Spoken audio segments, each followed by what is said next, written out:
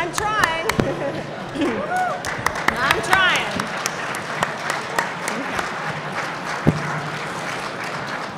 So we want to, I'm going to turn it over to Lieutenant Governor Tina Smith, and she is going to talk a little bit with some of Minnesota's leading businesses about how they can engage, and we'll go from there. All right. I can tell, I'm trying to get, can you all hear me first? No, okay. Let me move it, let me do this then. How's that? Is that better? Yay, all right. Well, good afternoon, everyone. My name is Tina Smith, and I am the Lieutenant Governor, and I am so happy to be with all of you today. I have had a chance to talk to a few of you at least during the course of the last hour or so to get a feeling for how the morning went, and it sounds like there are a lot of ideas and a lot of energy around this idea. And so this afternoon, for about the next hour, we're going to take a very different tack on this conversation that we're having about water stewardship in our state. And I am very much helped today by my able panelists. I'm going to just briefly introduce them, and then they can all introduce themselves more. But we have George Barclay from Dow Water and Process Solutions. There you go, sorry. I'm just trying to see where everyone is here. Anita Foster from Mosaic Company. Ryan Godfrey from Tonka Water. Rajan from Ecolab. And Phil Rolchigo, am I saying that right? Perfect. Good. Phil Rolchigo from Pentair. Now, we are all here today. I'm going to make just a couple of opening comments. We are all here today, I think, because we understand that water is one of Minnesota's most precious resources. It was not meant to be an applause line, but I'm glad we... And I think we're also all here because we understand that water stewardship, and by that what I mean is protecting our water quality, thinking about how we use water and how we reuse water, that this is a challenge for our state. It is a challenge that we are all working on together. And I think we are also all here because we realize that Minnesota could be in the vanguard of finding solutions for these challenges. And that this, in fact, presents us with a really, really significant economic opportunity. Whether you are in agriculture, whether you are in business, whether you are the public sector trying to figure out how to use the right combination of incentives and regulation, whether you're really all of us thinking about how we need to change our behavior, adapt our behavior to this need that we have of protecting our water resources. And I'll just note that I think that this need is, while it is significant and something that I have never heard a person not acknowledge, this need is also maybe even more important as we think about the impacts that we all will have in our different worlds of adapting to climate change. So the key question for this panel really is, how can we make clean water, water conservation, and water stewardship an opportunity for Minnesota's economy, an opportunity for enhancing our economic competitiveness? And we start this from a question, we start this asking this question from a position of some significant strength here in Minnesota. Per capita, Minnesota is ranked third in water technology patents, the patents that are around water technology that helps do a better job of filtration or, literally dozens and dozens of things. Employment in the water technology sector in Minnesota has grown at a much faster pace than in employment generally overall, at about 13% over the last 10 years or so. And we have great companies doing a lot of innovation in this field, like the companies that we have at this table today. So with that introduction, thinking about how there is so much power in being good stewardship, economic power in good stewardship. And let me also just sort of acknowledge that this is something that people in all sectors understand. As I was walking in, I spoke to a couple of people in the ag sector who were reminding me that in agriculture, of course, making good use of inputs, not wasting inputs, being efficient, is good for business. So it's that question of how can we do this in a way that is good, good for jobs and good for businesses, sort of our unique challenge today.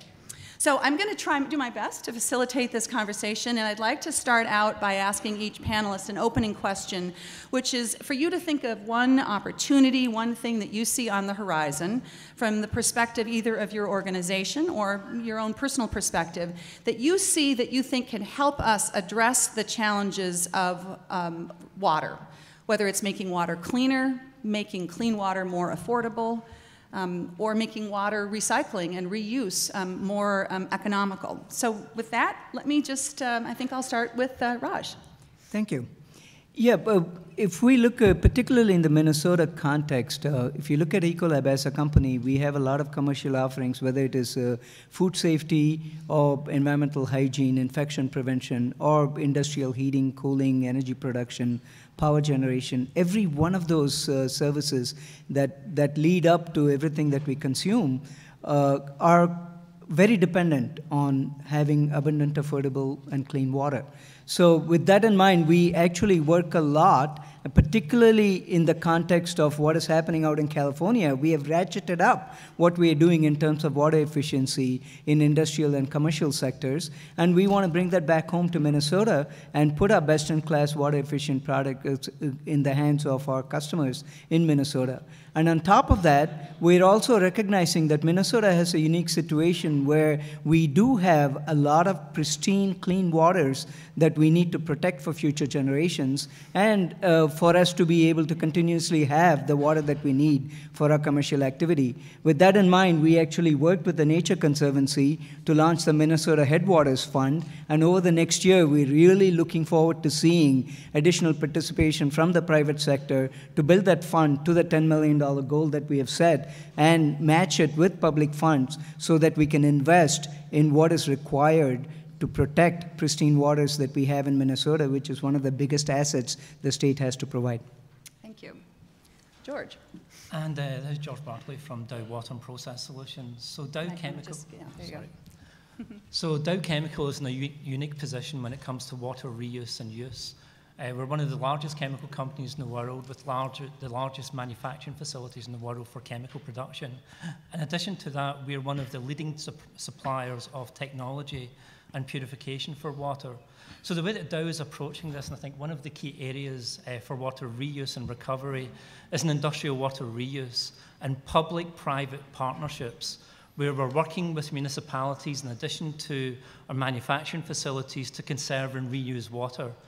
And we have some very good examples of this. For example, in Freeport in Texas, which is the largest chemical manufacturing facility in the world, we're working with the municipality for desalination, using municipal water in our factories to recycle, reuse, and renew. And we have a goal by 2025 of reducing our water consumption in that chemical manufacturing facility by 25%. A lot of the technology that we use to do this is developed here in Minnesota. So I hope people realize that they have the largest reverse osmosis manufacturing facility in the world in Edina in the Twin Cities, where we supply reverse osmosis to the world and solve global problems around the globe. In addition, we have some very good examples of this municipal public-private engagement. For example, in the Netherlands, in Terneuzen, in one of our chemical facilities there, we're working with the municipality. We take the water from the municipality, put it through our chemical manufacturing facility, reuse it 3 times, and then have minimal liquid discharge back to the environment. I think we need more of these public-private technology-driven partnerships to reuse, recycle, and renew water. Thank you, George. Please. So the Mosaic Company is the world's largest combined producer of phosphate and potash crop nutrients, and our mission is to help the world grow the food it needs. We work very hard within the Mosaic Company. Our headquarters are here in the Twin Cities, but our mining operations are in Florida for the most part with phosphate. And Florida is a state where we have significant investment in operations, but it's also been a state where we've had significant challenges. As a state that's at sea level, mining brings up major water issues, and so over the course of our history, we've had the opportunity to engage. And our company name, Mosaic, represents both the mosaic of agricultural lands and the mosaic of stakeholders that we must always remember to engage. And so the Mosaic Company is very aware, and we're very committed to engaging our stakeholders. And previously, when we don't engage our stakeholders, we end up in court and injunctions, and that's been a lesson that we've learned. And so even what's possible, if the rule says that you can mine at such a setback from waterways, maybe it's not the right thing to do for that community. Over the years, we've learned a lot in terms of reclamation, and we have to put the land back to the way that it was before we mined it. When that regulation and requirement came about, we didn't know how to do that. And so we didn't know how to take a protected species of the scrub jay and move it. The little buggers fly back to where you move them from. And so it has been a constant process of learning, and as we have we work so hard in our operations, and the reason we do that is because we also care about how our products are used. We're not working so hard in how our products are mined and produced, only to have them used in a way that fouls the water resources in the communities around Minnesota and around the world, where they're intended to help increase global food security and help farmers have productive yields. And yet, we want to make sure that how the products are being used they're being used at the right place, the right sources being used at the right time, at the right rate. And a lot of times the conversation comes down to rate and reduction. But what we're seeing, especially with Mosaic's partnerships around both in Minnesota and in other states like the Western Ohio with the Western Lake Erie Basin, is we're seeing that it's not always about rate, but it's about timing, and it's a matter of doing your soil testing and making sure that what you're applying matches the needs of your crops, but also being responsible in terms of the timing. So there are many issues. The innovation that I'm most excited about, and it will come with perhaps growing pains, is this coming together of the communities. And so we can't do it by ourselves, and there will be growing pains, and certainly farmers are feeling perhaps that, and I hear it often in terms of it's framed in terms of the public doesn't trust us. Well, I think that it's more an opportunity to come together like we are doing here today, and so I'm excited by that. And for example, there's the program Field to Market, which is the sustainable, the Alliance for Sustainable Agriculture, and that's really bringing together the entire value chain of food production and how we eat and what we produce, and making sure that we're having those hard conversations and we're negotiating the trade-offs in a way that's going to be productive and safe for all of us going forward. Thank you. Thank Phil, you. yeah, what do you see? Tell us what you see that is really addressing the challenges, the innovations that are addressing the challenges that we have around water stewardship. Yeah, absolutely. Well, Pentair is a diverse industrial company, but the majority of the markets we focus on are really aimed at addressing what we see are challenges around the water, food, energy nexus. So we tend not to take water out of context, because water really is kind of that fluid that connects all the things that we do. So when we're looking at problems to solve, we're really seeing how water is connected to challenges in food processing, from ag to food processing and energy production, et cetera. So with that said, we touch pretty much all parts of that water, food, energy cycle, from transporting water to treating water, whether it's treating drinking water, treating industrial wastewaters, treating municipal waters. And within that world, there are a number of areas, 3 areas that we see are really exciting. One is in, we're not actually calling it water reuse, we're calling it resource recovery, because when we look at a wastewater treatment plant, we're trying to reimagine it really as a resource recovery plant. We can recover water, we can recover valuable nutrients, phosphates, nitrogen compounds, and actually look at converting what we think of today as a cost center into a profit center, where you actually can then take that water, treat it, recover those valuable resources, recover the water, and then resell those valuable resources. So that's a big shift in the way we think about what we call today wastewater plants. And there's a huge opportunity for economic incentives and economic growth. The 2 other areas that we're really excited about is in urban farming. We've been doing some really cutting edge stuff, and right here in St. Paul, where we have We have a partnership where we've been able to buy abandoned breweries and create urban, what we call aquaponic farms, where we're growing fish and organic produce in a very engineered, controlled environment. And that's really exciting, too, from an economic revitalization perspective, because we're taking abandoned properties and we're turning them into businesses that are thriving and growing here in the Twin Cities.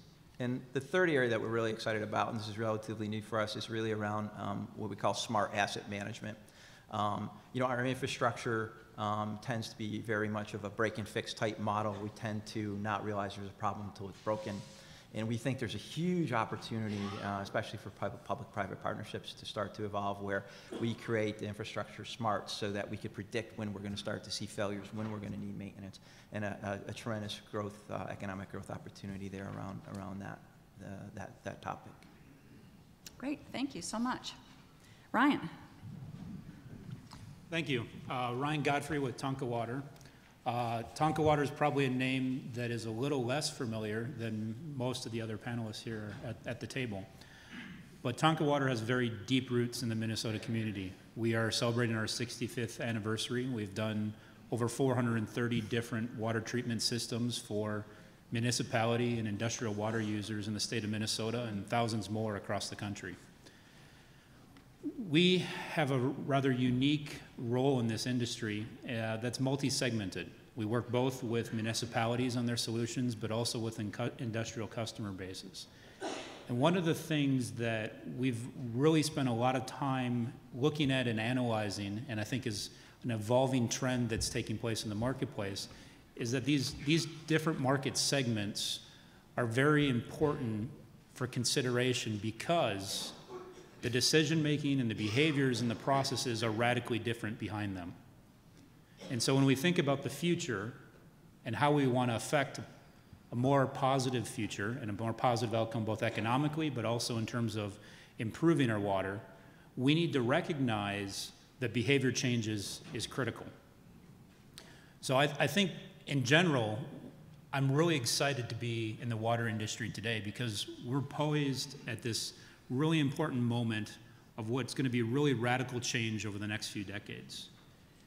And Minnesota is uniquely positioned with the resources, the expertise that we have in this state to take advantage and become leaders in affecting a positive outcome to that change. Because right now, we're poised at a point where change is coming, for good or bad.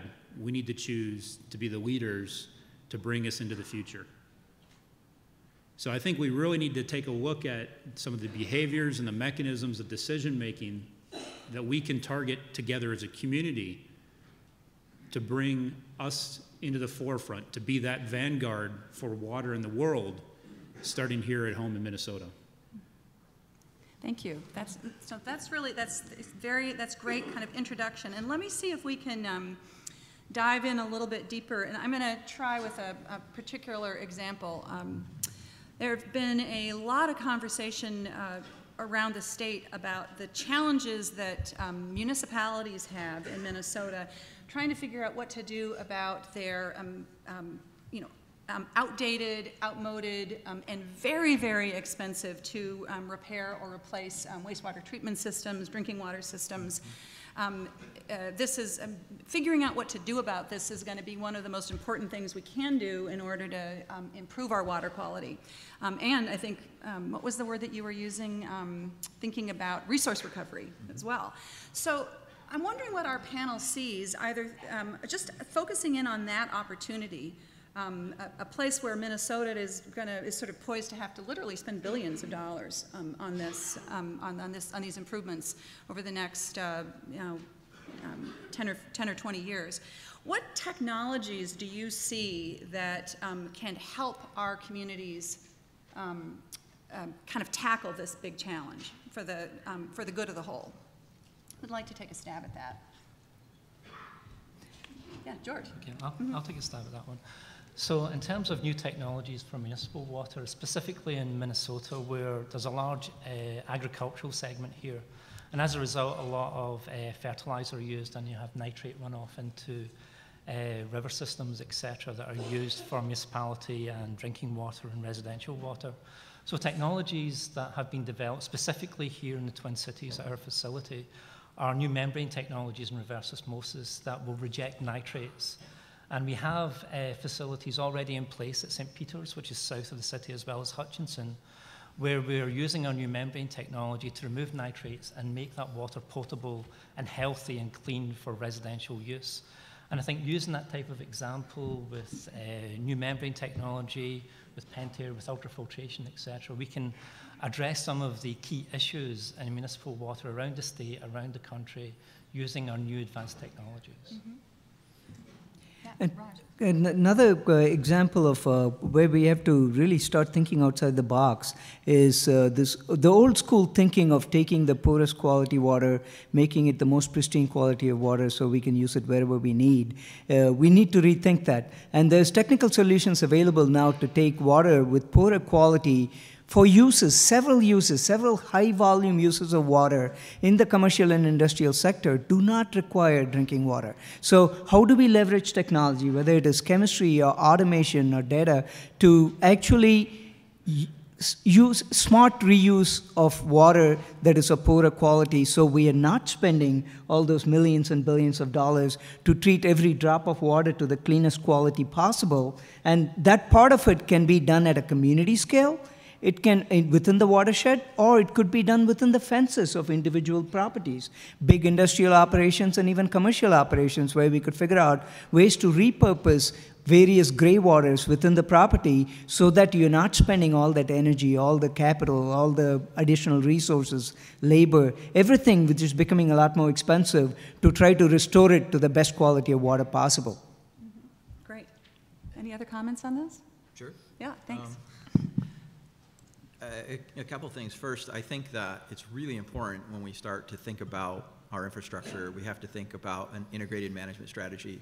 I'm a technology guy, so it's sometimes easy to think that there's a silver bullet and we could solve all problems with technology. But I think when we think about it in an integrated form, you find ways to optimize the whole versus necessarily just optimize a piece. So, so for instance, here's an interesting example of optimizing a piece and then creating a challenge. We go into more efficient plumbing fixtures in our home. That makes the concentrated waste that we send to our wastewater treatment plants more difficult. We also have some really cool products that we use that are paper-based that go down the toilet. Now we have a problem pumping all that material, right? And so we're innovating, you know, where once we thought we just solved one problem, we created another problem for our wastewater treatment plants and all of the infrastructure to move that concentrated wastewater. So we're working on innovating in that space. We got some really cool products, but it was kind of an unintended consequence. So I think just want to emphasize that as we attack these kind of problems, we have to think in a really integrated systematic approach to solving problems, because we can create other problems when we solve one. Mm-hmm. Ryan, why don't you talk us a little bit? I know, as I understand that you've done some really innovative things, particularly with the city of Paynesville. Maybe you could tell a little bit of that story. So we've, as I mentioned earlier, we've worked with a lot of different municipalities over the years and the decades we've been here in Minnesota. And it definitely hits home the message that you have there, that a lot of these customers, we see a lot of the pain that they are going through right now, because we come in and we deliver solutions, and we're there with them through the life of these projects. And a lot of these plants that we may have installed and helped them install back in the 70s and 80s are coming due for changeover. And so there's both a balance in terms of the ability to go after upgrades and modernization of the aging infrastructure that we have, but there's also new and emerging problems. You know, I think there's probably a lot of people in the audience that know, for example, in Hastings, Minnesota, they really struggled a lot with nitrates coming into their groundwater supply. And so we came in and we really focused on solving tough problems, and we helped them install a nitrate removal system. We've done this across the country, and really what we've seen is an emerging trend of trying to address the symptoms of the issues. And I think this is a great example of, we can come in, we can solve problems, but really we're solving the symptoms, not the root cause of these things. We have a very similar plant that we're working on actually in the state of Ohio right now, which is going to be the largest ion exchange nitrate removal system in the country. That plant is going to be online for less than 2 weeks a year. Is that a viable solution? Is that the kind of solutions that we want to the problems that are out there? We can create those solutions, we can bring them, but is that the right way to go about doing these? So when we think about technology, and tying back to your earlier question too, when we think about technology, we're all technology companies. Technology is not the only solution. It's an important component in the solution of how we move forward, but there's other things we need to reflect on as well, the other facets that are out there. So when I think about trying to bring innovative technologies to the marketplace, I first have to ask which market segments. Today, my customers in the municipal market side don't ask for innovation. The model that's out there and takes place today says, do not bring me innovation. It says, bring me low-cost solutions that are capital solutions. So how do I keep my CapEx low on this bid day today? And that's not a holistic approach to the solution. What's the total life cycle cost of the plant? That's an important factor as well. What's the ability for this plant to perform and adapt over time? You know, there's some great conversations in one of the breakout sessions around climate change. When you look at climate change, we need to look at the aspect of extremes that are starting to develop and how that affects our water quantity and our water quality, because now you've entered a new constraint into the water treatment approach, and that is, how can you adapt and have a system that's adaptive to changing demands over time? Mm-hmm. So I think, you know, we're all very eager as treatment providers to be able to bring new technologies to the marketplace, but we need help in the marketplace to adopt those technologies as well. We can create the technologies, but we need the other half of the equation. That is taking and adopting and bringing those to the marketplace. Right, right. Well, it's interesting. There is a bit of a, because in one way or another, all of you are technology companies. I'm interested in your, I could guess that there'd be people in this room who might ask, how do we find the right balance between using technology to affordably clean the water that we have versus using other tools to avoid the problem to begin with? So while that might not be exactly in your bailiwick up here today, I'm really interested to know what how you think about that and how you think about that balance from your perspectives. Yeah, and it really needs to be part of our toolkit, because if you look at Minnesota, if you look at a lot of the challenges we have around water, whether it is quantity or quality, the traditional technical solutions, and by that I mean the iron, steel, concrete, chemistry, and energy to drive the solutions are not applicable at large scale to solve the issues. We need to think about how do we leverage green infrastructure, natural capital. How do we take our existing grey infrastructure in the urban environment and green it so that it is actually continuing to contribute not just the functional and aesthetic aspects, but also contributing towards the water restoration and rejuvenation. That is a very important piece. And another piece that we need to think about is how we account for value. As businesses, we are constantly looking at return on investment. And our CEO, Doug Baker, always says, once you put a dollar sign in front of something, businesses already know how to plan strategically and execute against it. And the problem we have with water is we are still bogged down in the whole cost and price paradigm and not thinking beyond that into the value. We've sort of, the state of Minnesota, the Department of Commerce did that with energy, for example, a couple of years ago with the value of solar, where you recognize the value that solar energy brings to climate change mitigation and to pollution, air pollution prevention and water use and other attributes, and it adds to the value. Similarly, we got to start thinking about water in the context of business risk and value to the community. So we need to recognize not just the value of water after we take it out of the lakes and the rivers, but the value that it provides while it's in the lakes and rivers in terms of ecosystem services and the natural capital value. And we also need to recognize, do we place the same value on water in a watershed where supply is way below demand versus a watershed where water is abundant? Do we place more value on groundwater in aquifers that are depleting versus aquifers that are not? Do we place more value on water that we are exporting out of Minnesota versus water that we're using to recharge our water resources within Minnesota? Those are all questions that we need to tackle that do not have clearly. There is still a technical framework in terms of science and math and economics, but it is not technology in the old sense of nuts and bolts and concrete and steel. Mm-hmm. I would add to that. So as farmers all recognize that each field is very different in terms of its level of productivity, we would also need to recognize that each field is very different in terms of its level of conservation and value. And so our systems really don't do that very well. And as you talk about other measures, I think that the elephant in the room is too often regulation. And I think that we can agree that regulation, when you have so many variables, as you do in agriculture, is maybe the easy solution, but it's not the right solution, and it's certainly not a solution that we would support. But I think that we do have to have those conversations about what are the common sense practices and making sure that we're building capacity among farmers. And so, for example, as it relates to our products, we know phosphorus fertilizers should not be applied on frozen ground.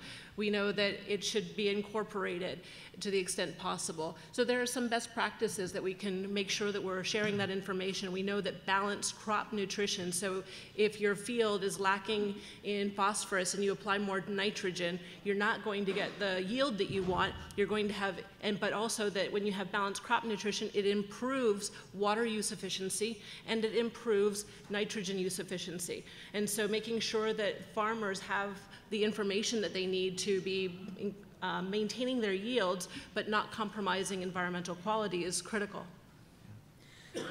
I think also to just build on comments that Raj was making, is if you look to California, if you look to Arizona, you look to Texas, you look to Florida, Colorado, you look around the world, it's not until there's a crisis that people start to really appreciate the value of water. And I think as a state, it's important for us to start to understand the value of our resources before we're in crisis mode. That's really, I think, really what we need to do. And we have to do that in a very systematic way because, water flows. It's an ecosystem of, water comes and we use it and it goes, and where does it go? I mean, I think once you really have a good appreciation for the cycle, the economic cycle of water here in the state, and appreciate the value of water based on the crises that other states and other countries are having, it would be enlightening to us to help put together a more thoughtful approach to how we're going to address our water challenges. Mm-hmm.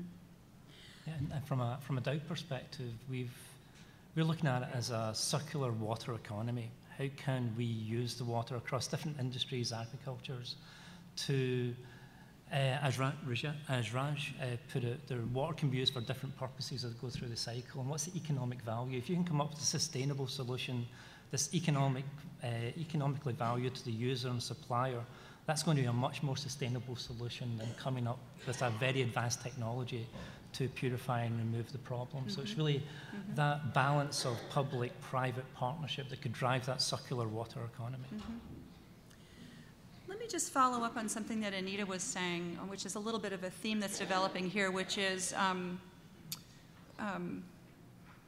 you're talking a little bit about how you're attempting to work in partnership with communities and also the purchasers of your products to make sure that they're used responsibly and that they're used as efficiently as possible. It would probably be the business way of talking about it as well.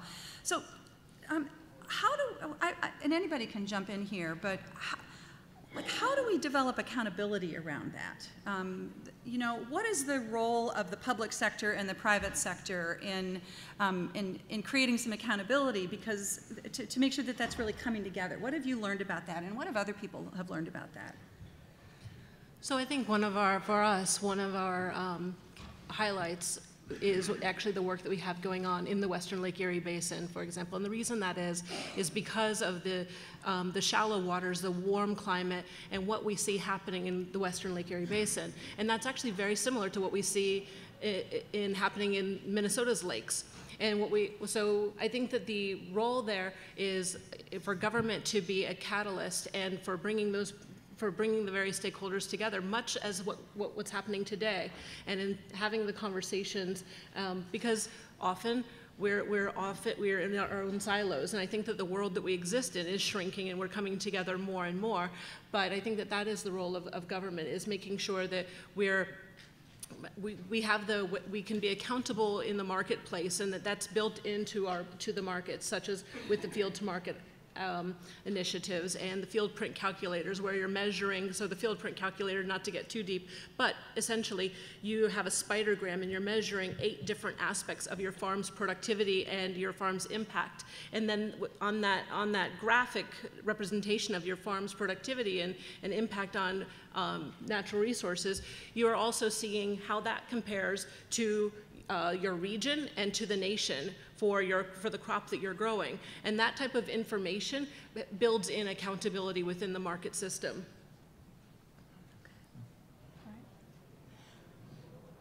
There's a lot of discussion about how the power of public-private partnerships to accomplish some of the goals that we're talking about here about improved water stewardship. And I'm wondering if you so the theory here is that the private sector can't do it all alone, the public sector can't do it all alone, we have to come together to figure it out. That sounds nice, but do we have some specific examples where we can see where that has actually worked to improve the way, either here in Minnesota or other places where your organizations work, where it actually is making a difference to improve water quality? I'll give you one example. We worked with this nonprofit called Project WET Foundation, Water Education for Teachers.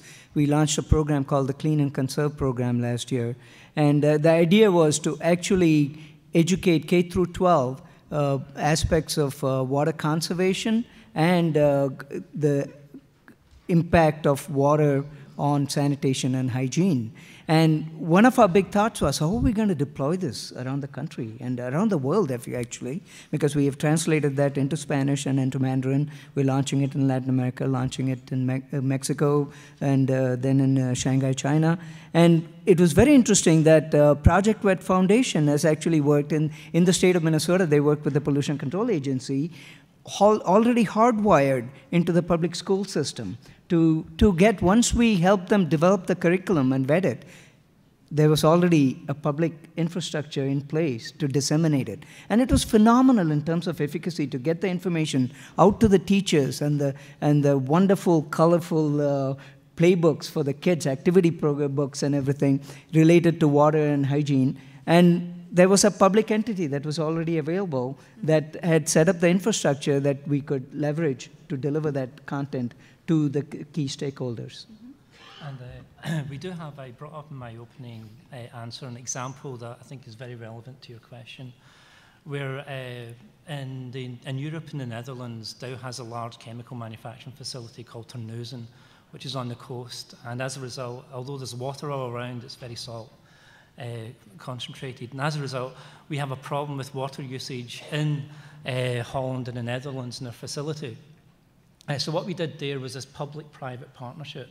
We were taking the municipality, the city of Terneuzen is giving us their water from their municipality, so reused water. We take it into our facility, we recycle it, we renew it, and we use it 3 times within the facility before we discharge, and discharge very minimal water quantities. What that gets Dow is it's a value proposition where we actually do it because it's economically valuable to us. We save 60,000 tons a year in CO2 emissions, we meet all of our water requirements, and we see versus the alternatives, which is putting in another desalination plant, we've got a 95% energy and cost savings.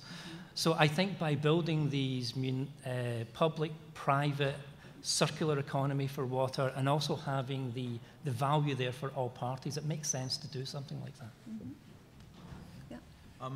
I don't know whether this really classifies exactly, but you know, the work that we did at Target Field, where we partnered with the twins to take the water that was going to be the irrigation water and the rainwater that was going to be discharged to the river, by taking that water and treating it and reusing it to clean the stadium. We save 2 million gallons a year of municipal water that would have been used to clean the stadium. And I think even more importantly, there's 2 million gallons of water that was pretty contaminated that would have gone into the river that doesn't go into the river today. So I see that as kind of like a public-private partnership. Yeah.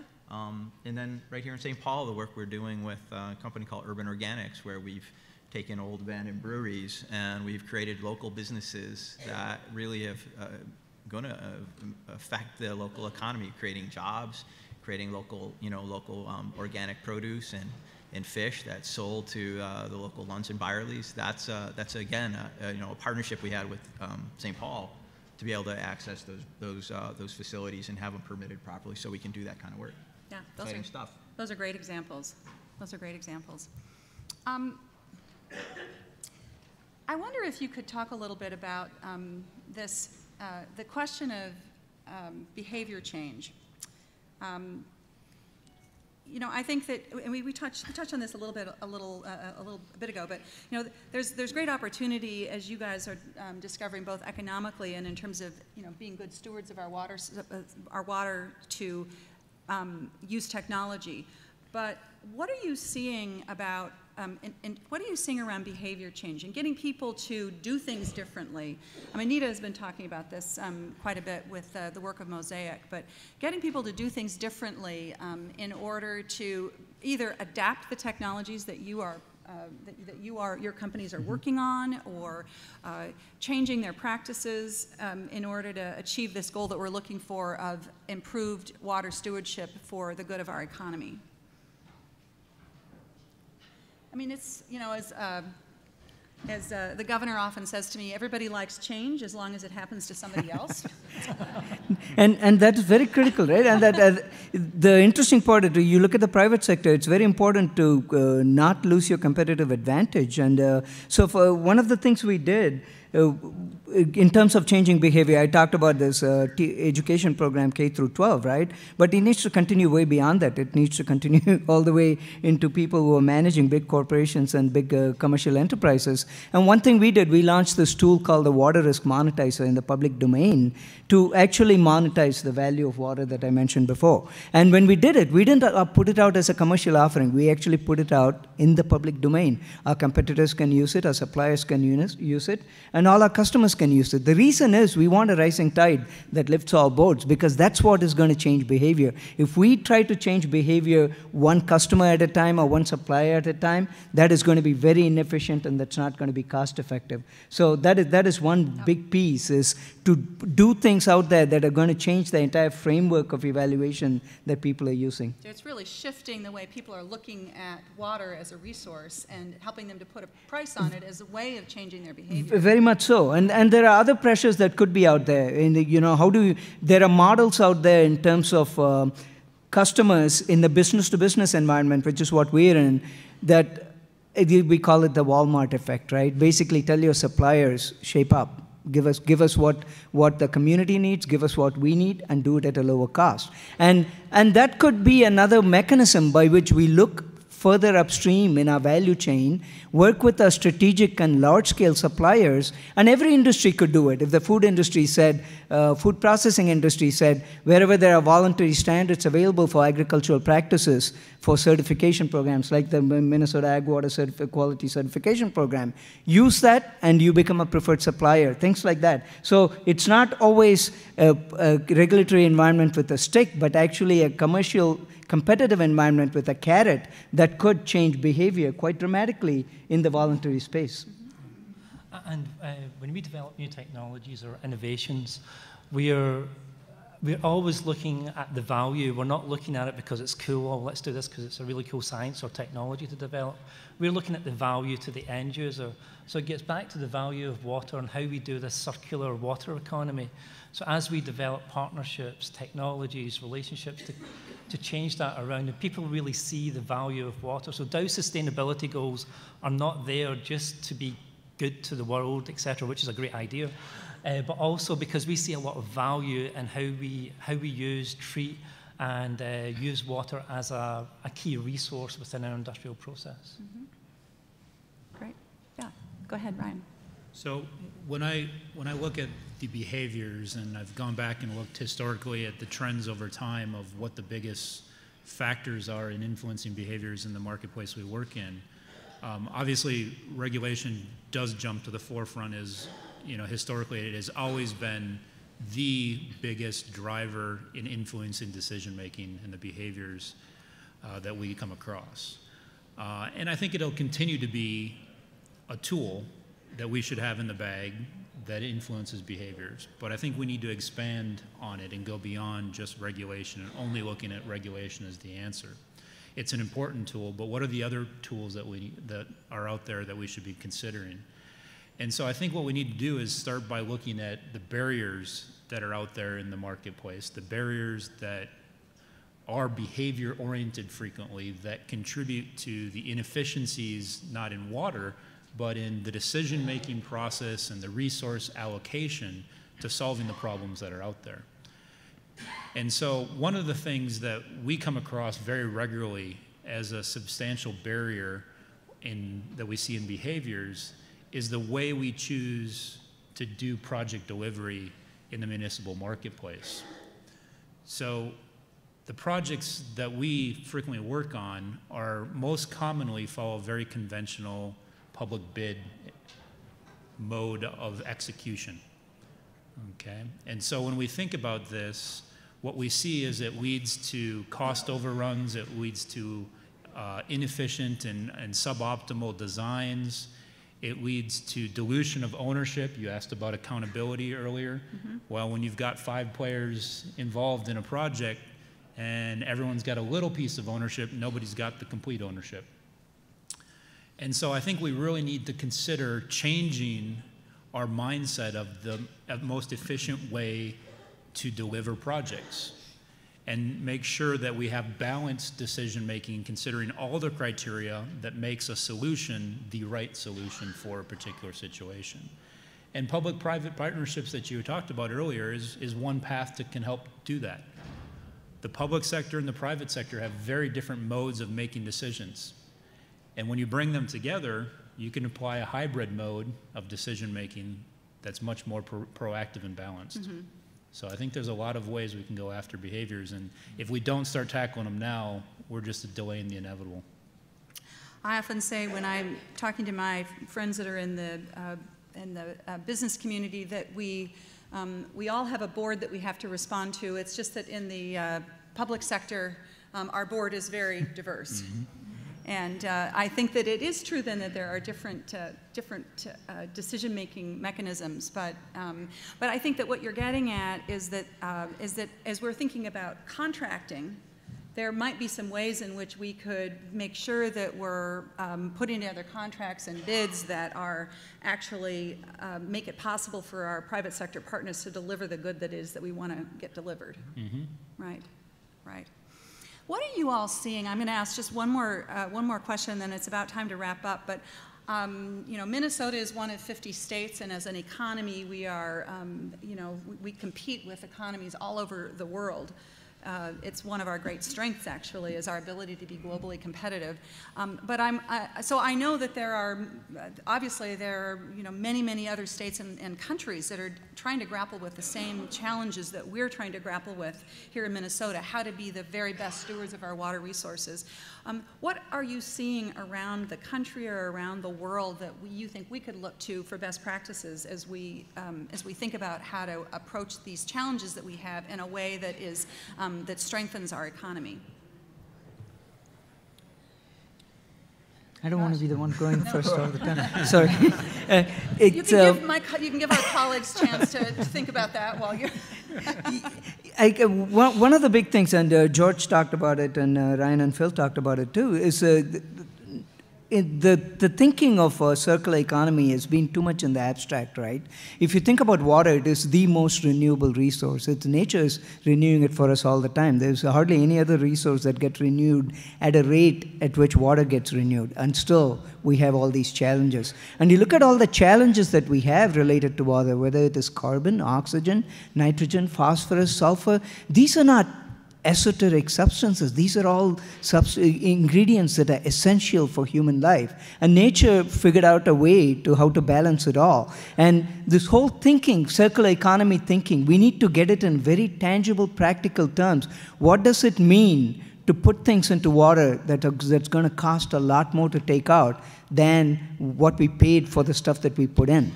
And I think that level of thinking, taking it from the abstract into tangible practices of, we don't want our water to become a liability. Whatever we put into the water, if it's left behind after it does what it needs to do, it has to be an asset, not a liability. That the very simple thought of how nature does it. Nature doesn't disperse liabilities all over the place, but we as humans have managed to figure out a way to do it. And that thinking is actually gathering a lot of traction, whether it is the World Economic Forum in Davos or whether it is the European Union. In very large scale, people are starting to think, how can we put this into practice? And I think we have the assets in the University of Minnesota, the Natural Capital Accounting Project. They literally wrote the textbook on that, and how we can leverage biomimicry, mimicking nature, to be able to do this in a way that is going to be cost effective for generations to come. And I think we can do that in Minnesota and make this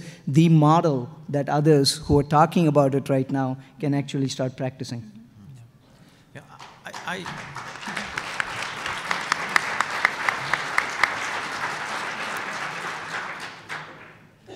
I think that we need to look outside of Minnesota. There's fantastic things that are going on around the world. California being a great example of where, you know, they started having challenges. They started looking at reuse. They started doing, you know, water reuse with purple piping the treated wastewater to farms, and then they started seeing the future, and they've moved towards direct and potable reuse, and now they're looking at direct potable reuse. They really are being very progressive on this topic.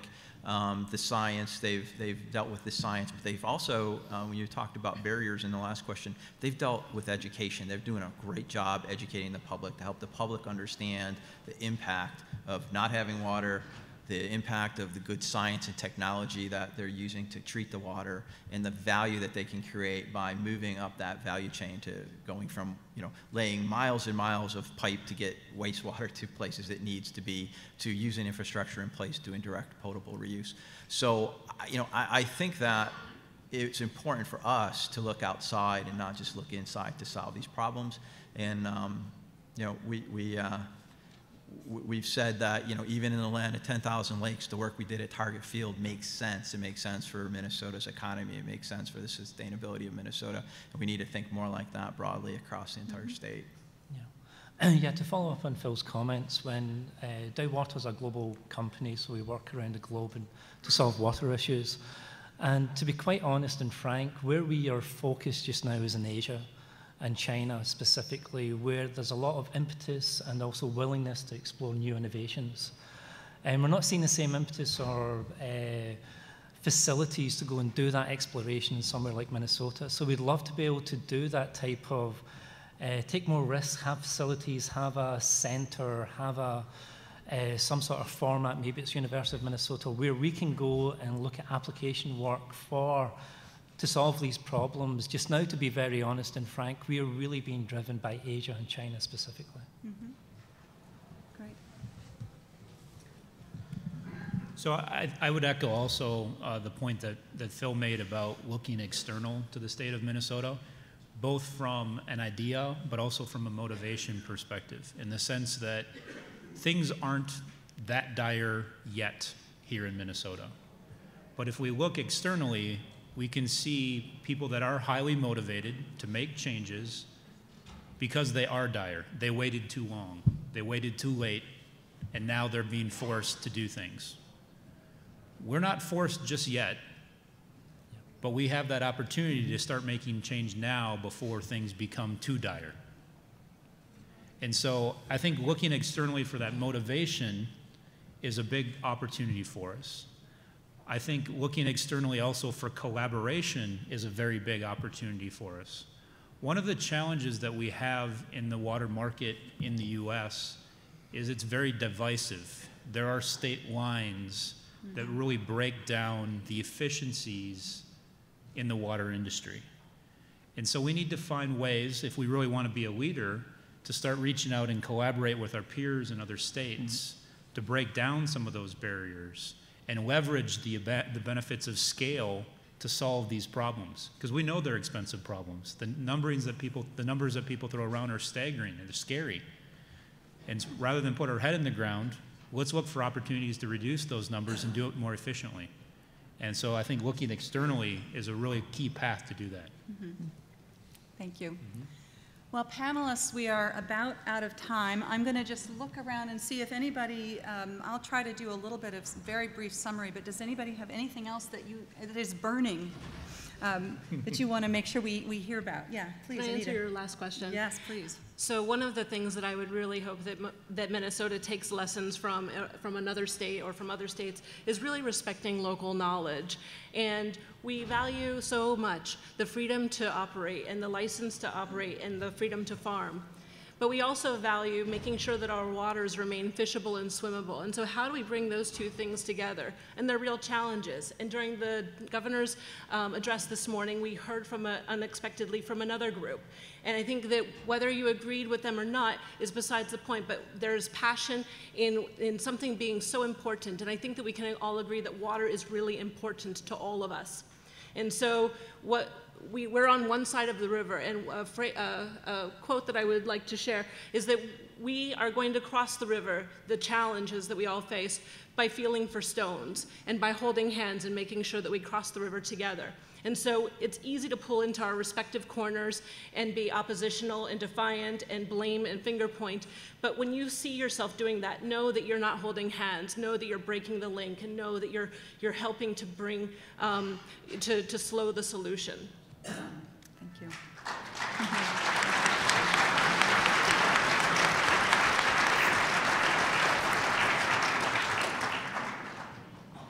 All right.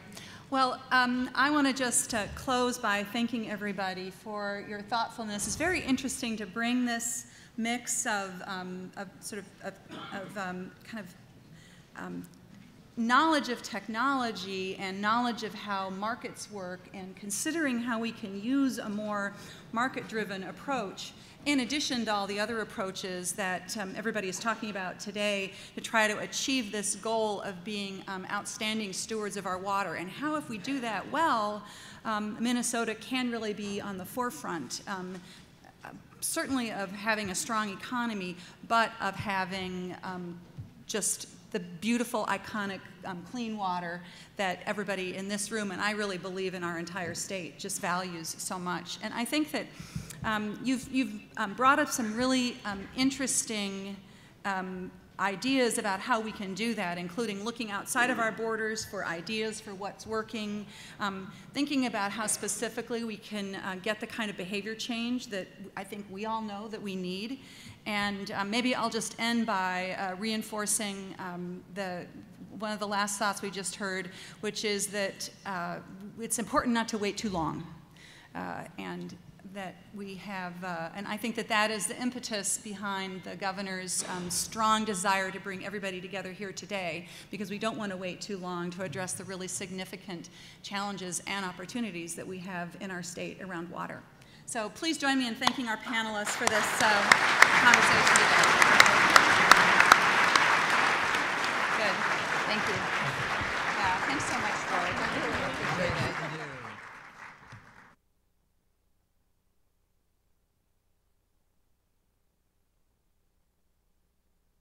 Hope he's doing well.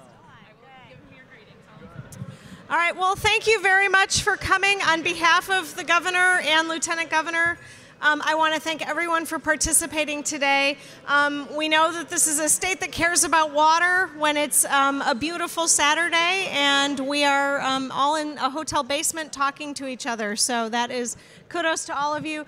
I will just say we have a lot of really great ideas and comments that we're going to be pulling together. Because you've participated, we have all of your information and all of your email address, and we intend to keep you engaged throughout all of our work and continue to work with you. And so I'm going to end my comments there. Thank you so much. Have a wonderful rest of your weekend.